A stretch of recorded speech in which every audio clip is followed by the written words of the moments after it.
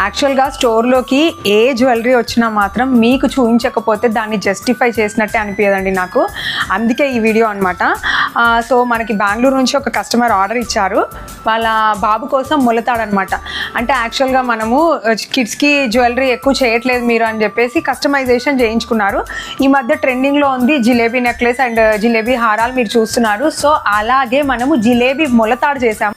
So ఈ జిలేబీ ములతాడు ఎలా ఉందో చూసేద్దాం. సో సాలిడ్గా ఉందండి, 20 inches లెంత్ వచ్చింది.